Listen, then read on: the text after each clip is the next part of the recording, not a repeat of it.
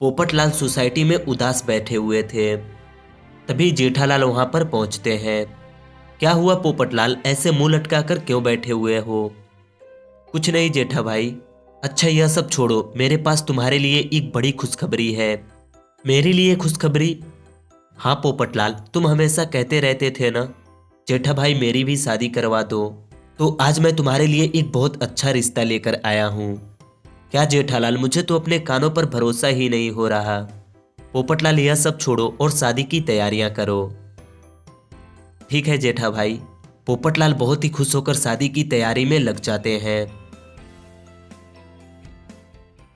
कुछ दिन बाद कोमल नाम की एक लड़की से पोपटलाल की शादी हो जाती है। गोकुलधाम की पूरी सोसाइटी के लोग इस शादी से बहुत ही खुश होते हैं। पोपटलाल भी आज बहुत ही खुश होते हैं। सोसाइटी में आने के बाद सब लोग अपने अपने घर में चले जाते हैं। आज पोपटलाल की जीवन की पहली रात है जो वह किसी लड़की के साथ सो रहा है। पोपटलाल मन ही मन बहुत ही खुश होते हैं। तभी सोसाइटी की लाइट चली जाती है। ओहो, इस लाइट को भी अभी ही जानी थी। पोपटलाल कोमल से बातें करने लगते हैं।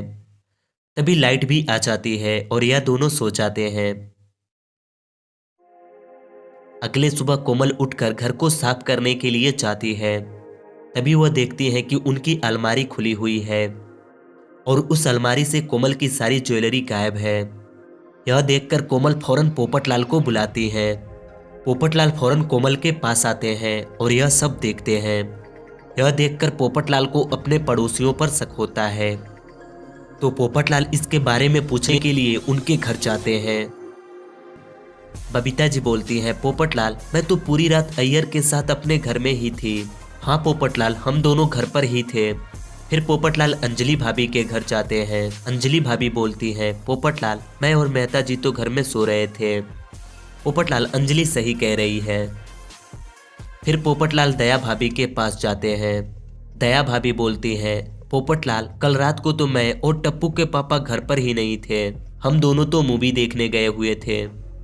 पोपटलाल इनकी बातों को सुनते हैं और समझ जाते हैं कि मेरे घर से चोरी किसने की है।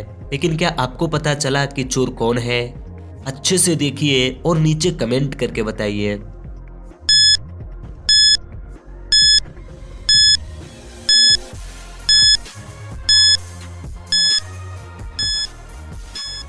पोपटलाल जब अंजलि भाभी को अच्छे से देखते हैं तो उन्हें अंजलि भाभी की एक कान की बाली मिसिंग दिखाई देती है और वह मिसिंग बाली पोपटलाल के घर में है।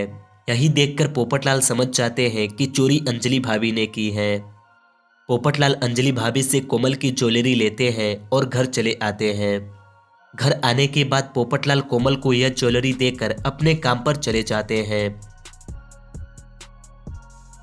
शाम को काम खत्म करने के बाद पोपटलाल घर आते हैं और जब वह अपने घर के अंदर जाते हैं तो वह देखते हैं कि कोमल अपने कमरे में मरी हुई है। यह देखकर पोपटलाल रोने लगते हैं और उन्हें शक होता है जरूर मेरे पड़ोसियों में से ही किसी ने मेरी कोमल को मारी होगी।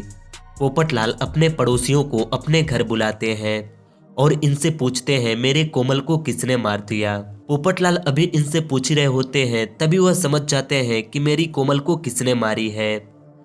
लेकिन क्या आपको पता चला कि कोमल को किसने मारी है? अच्छे से देखिए और नीचे कमेंट करके बताइए।